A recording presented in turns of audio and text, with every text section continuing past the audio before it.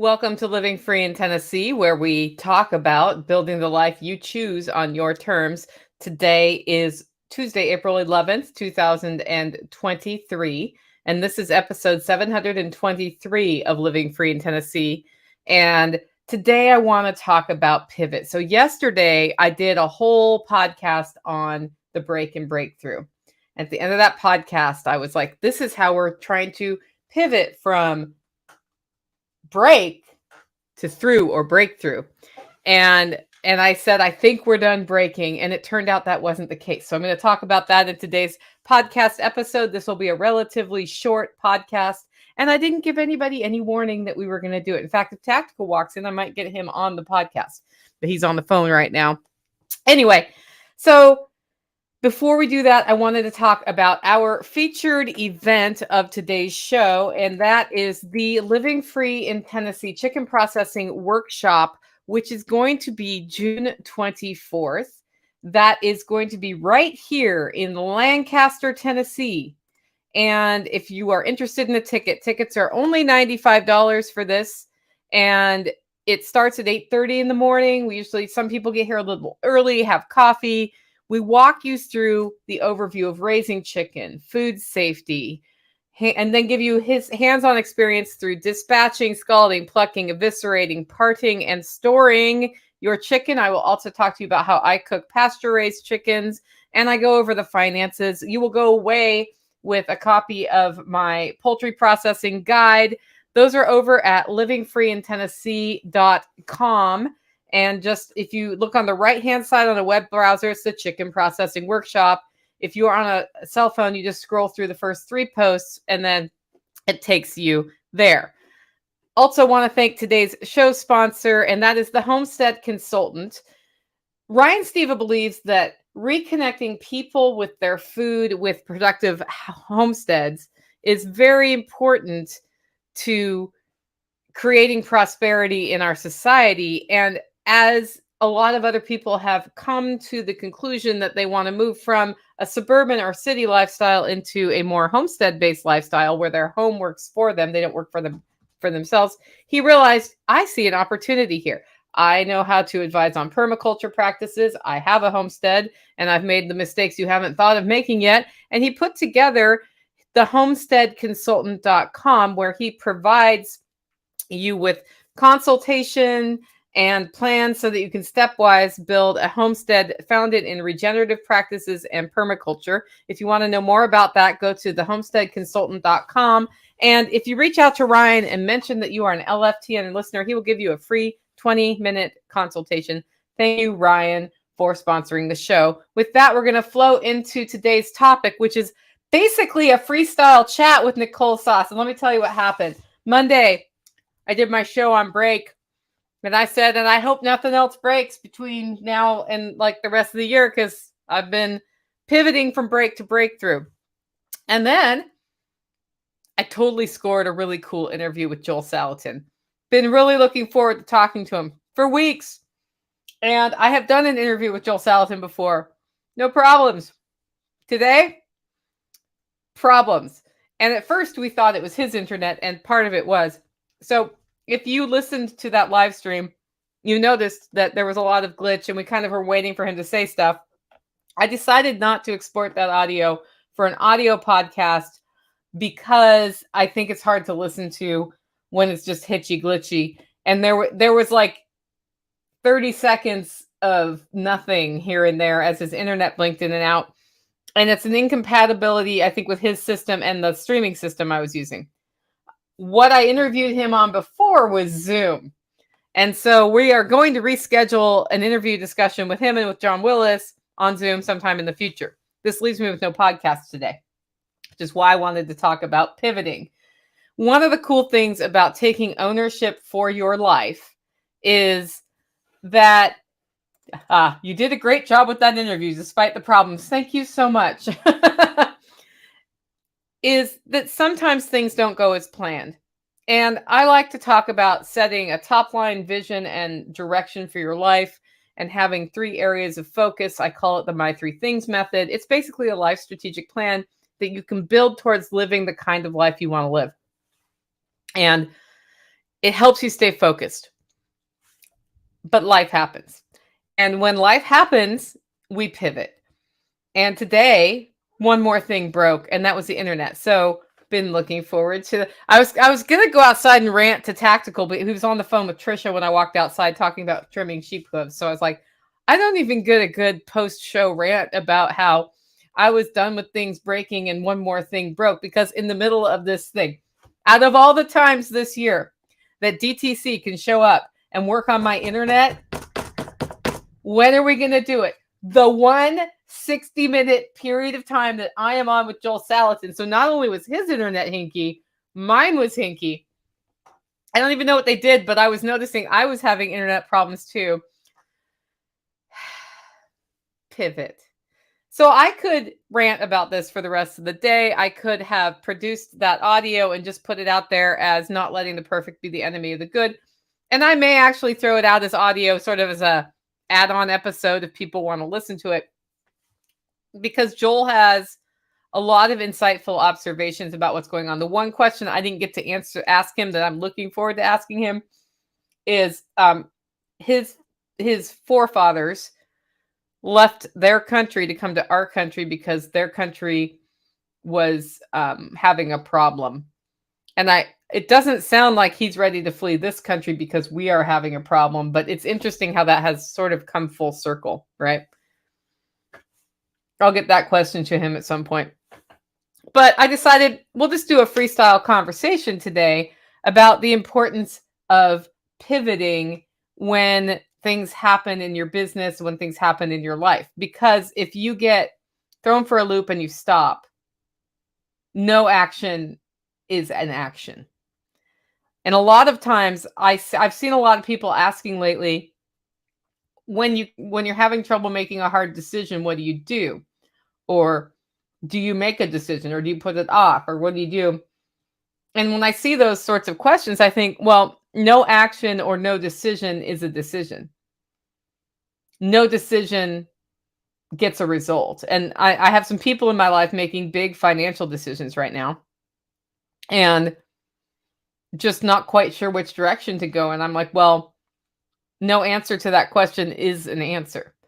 And when somebody says yes or no, do you want to sell your house to me? And you say, I'll think about it. And then you don't get back to them for 3 or 4 weeks. By the way, this is something I've been guilty of doing, just so you know. This is pot calling the kettle black right now. When you don't get back to them, they take the answer as no. So no decision in a yes-no scenario is usually no. And that's important to know when you are thinking about something big, because things that are hard to think about, like I'll put them off. If it's 10 o'clock at night and you ask me a big question, I'm like, you need to ask me this in the morning, because I don't make these decisions at that time of night. And, people always kind of laugh at me when I say that. And I'm like, listen, when I've slept, I will be looking at this problem completely differently when I wake up in the morning, and then I will be better equipped to handle it. But the other thing I've realized as part of the breakthrough year is if I don't get any time off at all, I become mentally exhausted and I don't process information as quickly. And then I don't see alternate pathways. And so what I've started doing is making myself stop and taking that pause and then getting back into, okay, on this piece of paper are, 3 things that I know need to be dealt with. And all of them involve multiple moving pieces, right? And some things have not gone as expected. So now I should sit down and get this done because I need to be productive. No. When I'm feeling like, wow, a lot of stress has just happened, I'll be like, I'm going to walk over and look at the sheep and see if there's a baby yet, because we're kind of expecting a baby right now. And in the process of that walk over there and the walk back, I will have reset, and then I'm going to jump in on these. And the thing I've been facing is I'm speaking at multiple events and I need to arrange my travel. Now, I could outsource the arranging of my travel, but I'm kind of picky about my travel. So And one of the events, I haven't told them which date I'll be there because I can be there in a range of times. And so the deal is this. I haven't had to make these scale of travel arrangements in a long time. It's been about 5 years since I've been traveling all over the country and out of the country. One of them involves out of the country travel. And there are multiple moving pieces and other things I want to do with my year. And one of the events in particular gets me kind of close to where my dad lives. So I actually decided today I'm going to add a trip to my dad's, which means I'll be gone a whole week instead of just a few days. The other one, it's the last one, and it's the one where I haven't told them the dates I'll be speaking because I haven't bought my ticket yet. The challenge is I need to actually look at where this location is, because flights to that location, there are like 1 and 2 seats left on the plane. So they're already pretty full at that time of year. I really don't want to drive. I might end up having to drive at this point. And so I'm looking at like what other airports can I go to, because I'm going to end up renting a car anyway. And if it's an extra few hours driving on either side, that's fine. If it's an extra 17 hours of driving, then I might as well just drive the 17 hours it's going to take me to get there and drive the 17 hours home. So it's a lot of moving pieces for that. And I don't have an add-on trip to that one. So there's lots of moving parts. Luckily, I got all my other travel done for the year that I know of, except for the Jack's event, because it's too early to plan for that. And that's all back to pivot. So today, what else do we want to talk about? That's the real question. I had Joel Salatin on with John Willis and me, and I'm looking forward to the second discussion on this, because what I wasn't able to facilitate in that was back and forth between John and Joel. And I think when they get to talking to each other, it's going to be magic. And because of the audio delay, that didn't really happen much.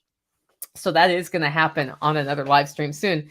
And my pivot was, well, here I am, no podcast on a Tuesday. I've got a sponsor that's important to me who is expecting a show today. And I don't think I should put sponsorship on a show with huge audio problems. So pivot. My pivot is, we're going to do a freestyle Nicole discussion. And it's been interesting to me. So I'm just going to talk about whatever I want to, unless y'all say something in the comments.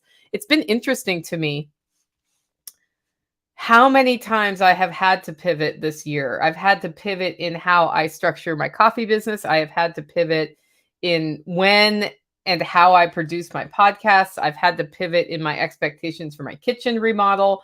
I have had to pivot.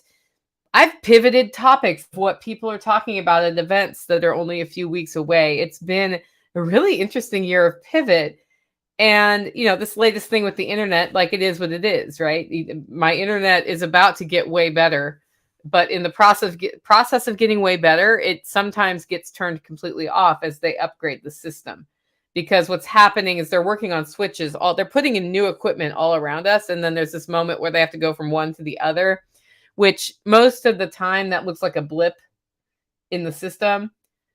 Today, that looked like 3 blips in my system where I actually couldn't hear anything going on. John Willis was frozen. I don't even know what was said. And then I'm the facilitator of the discussion. So I'm like, that's right. Independence is really important. Pivot, right? But we all need to do that. You go to the store. It's funny. In cookbooks, you get recipes and they tell you how to bake this or that. And what I've noticed is the cookbooks I was reading as a kid in the 70s had this one section at the end. In fact, we're going to be adding this section to my cookbook. And it was the substitutions session. So if you don't have an egg, what can you substitute for that in baking? If you don't have yeast, how can you make bread rise? Things like that. We don't have that anymore. But it was assumed in the 70s that you were going to have to substitute something somewhere or do something a little bit different. And as we ride this sort of interesting economic wave that we're on right now, that's really looking very similar to what was happening in the 70s, those substitutions come back. If supply chain issues mean we don't have something, we have to substitute something else.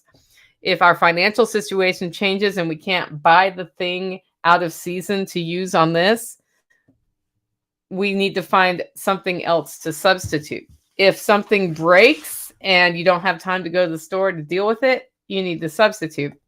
And as you get better at substituting, here's what's going on when you substitute something. You're like, what does the egg provide for me in the cake? Why do we have eggs in cakes? Does anybody know why we have eggs in cakes? It's actually kind of a cool skill to work on, substitution. Because the first question you ask is, why is that thing the thing that we use? And I'm just sort of waiting for some of you who are watching the stream to tell me why you think eggs are in cake batter.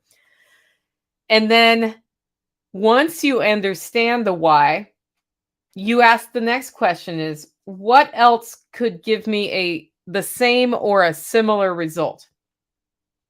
So if eggs are in cake to help with the rising, for example, and the moisture level, keeping them from being dry, because nobody's saying why eggs are in cake batter right now. Then, we got somebody.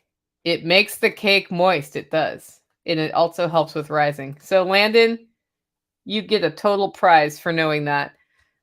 Even if you just Googled it right now and came back. But I bet you already knew it. It does make them moist. You know what else makes a cake moist? Fat, butter, or oil. And you know what else makes a cake rise? Because eggs will help with the rising if you beat them and fold them in. But if you add baking soda or baking powder or cream of tartar, those are also rising agents. Heck, you can even put club soda in, I hear. I've never tried it, to help with rising. So if you know why the egg exists, you know how you can substitute it. And I know, like, there's been some pretty famous in the 80s when we were all trying to be low fat. Applesauce was put in cake to help with the moisture instead of oil, for example. And so you ask why. Waylena says, I used Sprite once, right? See, Waylena was able to ask, what does it do? Why do I need the thing? What else does that thing? And then the third thing is you experiment until you find something that is the right substitute. And this process has been erased from the minds of our children through how the government schools work. We've stopped letting kids experiment. We've reinforced that there's a right and wrong answer. We have reduced things into A-B options, 1-0 options. And some people think it's for nefarious reasons. I just think it's because that's how the system is designed. And there's been this thing instilled in children that there's an answer and there's an expert who knows the answer. And is it this or that, right? And sometimes that, it is this or that. But if we don't let kids make mistakes and experiment and go through that process, why does this thing need to be used in a recipe? What else does that? Okay, let's try it. Then we're doing them a disservice, because later in life, they literally might be at home and there's no power because there was a storm. And they need to figure out how to make a meal cooked because they don't have a pre-cooked thing. So it needs to go from the state it's in now to warmer than it is. And they may not know what to do next. And they may be like so unempowered that they're not willing to try something. The most obvious thing to try, if you don't have a camp stove or something else, is if you have a barbecue, put your pot of stuff on the barbecue. It will heat. It's not ideal. It will waste a lot of fuel, but it will heat. Or if you have cinder blocks or stones outside and wood, you can light a fire and heat over that. You just have to figure out how to suspend the pot so it doesn't fall into the fire, right? If you have a barbecue, you have a grate you can put over that fire if you don't have propane. There's lots of ways to make food that is not hot, hot. If the type of storm that took it out was not a cold storm and it was a hot storm and now the sun is out, you can take a box and line it with tinfoil and put glass or something that the sun can shine through on it, and it turns into an oven. One time I made bacon, and the last step of bacon was cold smoking, and I did not have a cold smoker. And I didn't really want to buy a cold smoker. And I went online and I looked, I was like, how do cold smokers even work? And I realized what I did have was a barbecue with a little chimney on it, like about 3 inches or 4. And that was a 3-inch, probably 2.5, 3-inch. And I had a cardboard box and I had barbecue grates. And I cut little holes in the box so the barbecue grate would suspend up on the box. And I put the grate in there. And I had wrapping paper tubes that were cardboard, and I had duct tape. And what I did, this is not ideal, but I duct taped at the top of the little chimney coming out of my actual barbecue smoker thing. Some extra, I had some dryer ducting, so it was like bigger. And then I transitioned it to cardboard wrapping paper tubing, and I cut a circular hole in the box down low and had it go in there so the smoke would, in theory, rise. And so then I had a fire in the smoker and it went out this totally cobbled together thing. It was like 32 degrees outside, so it was cold outside. And in the process of traveling through that dryer duct and into the cardboard tube, the smoke was delivered in the box. And then I happened to have barbecue probes that you would use, like Bluetooth ones. And so I put them in just to see what the temperature was inside the box. And it was cold in the box. And and you could tell there was smoke in the box because smoke was ooping out of the box, right? Because the box was not totally sealed. And it worked. And I smoked the bacon and the bacon was delicious. And I smoked it for about 4 hours that way. And then the cardboard tube, because condensation got all up on the it like disintegrated into nothing. And then I decided that's when I was done cold smoking the bacon. And it worked. And the reason I was able to do that is I was like, what's the worst that can happen to me, right? The worst that can happen to me is I try to cold smoke the bacon and it doesn't work. And I smoke or accidentally cook the bacon. Well, if you cook a slab of pork belly that has been cured as bacon, then you've just, like, it's delicious still. You just have a really interesting flavored roast for dinner that night or for a couple nights. It's like having a pork belly appetizer at a restaurant. You cut it a little thicker, it's fine. You can still slice it, put it in the freezer, and then fry it off at the very end to crisp it up, and it'll still work. The reason I knew that is one time I tried to cold smoke the bacon, and I messed up, and I cooked the bacon. It's an ask me how I know moment. So I was like, worst comes to worst, this doesn't work. Or smoke doesn't make it to the bacon, and I have cured bacon that's not smoked, which is still delicious. So I couldn't really see a downside to making my cardboard box cold smoker to smoke the bacon. And after looking at how cold smokers work, I was like, I think I can just try this. And if it doesn't work, like, there's no skin off my nose. And if it does work, then I finally have cold smoked bacon, and it worked. And I had cold smoked bacon.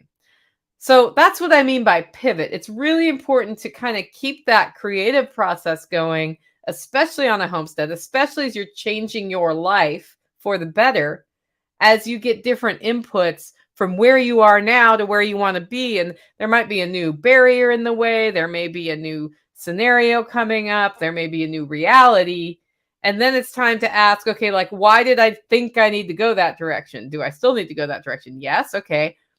What does this barrier need to get over it? Oh, I don't have that. What else might get me over that barrier? And eventually you climb that stupid barrier and you defeat it, or you walk around it, or you go this other direction that's just as good. It's just not up that mountain. It's up a different mountain. That's the importance of pivot. So today, I just thought I would share that little story with y'all because I had to pivot today and make a new podcast with no podcast notes. And I know a lot of you guys like it when I just freestyle talk anyway. So you get your freestyle episode for the day. remember that pivoting is just as important as staying focused. And what makes it powerful is when you know the direction you're going, what you're doing is not getting you there, it's time to pivot. If what you do is change your direction every 3 seconds and it's totally like dramatically different, that actually can be quite harmful. So don't just pivot for pivot's purpose. And if the direction you've chosen, you've realized you don't actually like that, then definitely change your direction. But if you're going a direction you like, if you know you want to go there, and if the way you were going looks like it ain't going to work right, pivot. Find a way to pivot. Ask yourself the why. Ask yourself what else will do that, and then experiment. And if you fail, ask yourself why you failed. If you could try that way again and not fail by doing something else, or if you need to try something else to get over the thing that's in your way. Hope you like this show. If you do like this show and want to support the work I'm doing here at Living Free in Tennessee, you can do it in 2 ways. 1, get your coffee at hollerroast.com. 2, consider becoming a member. Go to livingfreeintennessee.com to find out more about that.